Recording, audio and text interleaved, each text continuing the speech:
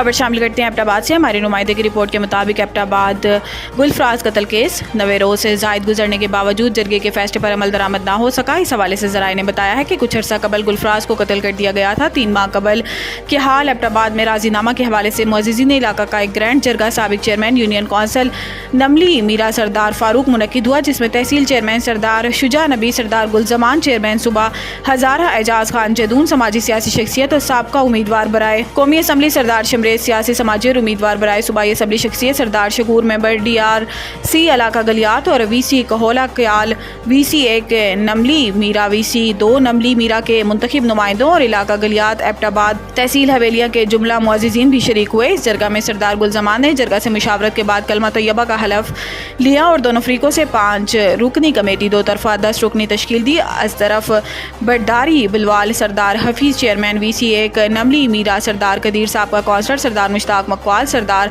अजहर फारूक, सरदार अरशद साहब का काउंसलर, सरदार शौकत मीरा कला नगरी बाला तरफ तबरेज वगैरह, सरदार गुलजमान चेयरमैन सूबा हजारा एजाज खान जदून, सरदार शमरेज, सरदार मुश्ताक चेयरमैन नथिया गली, सरदार शकूर शामिल थे। मस्जिद में 10 रुकनी कमेटी ने फैसला किया, जो बाद में रूबरू शुरा जरगा सुनाया गया, मगर तहरीर तौर पर सरदार शकूर ने दस्तखत 10 रुकनी कमेटी ना दिया। जरगा कमेटी से अपील की जाती है कि फैसला का दौरानिया 3 माह से जायद अरसा तक इस पर अमल दरामद हो जाना चाहिए था। हम सब मंजरे आम और ख़ास हैं कि आप सब मिलकर जल्द अमल करवाइए। हम सब आपके लिए दुआ गो हैं। मंजानिब अहलियान नमली मीरा।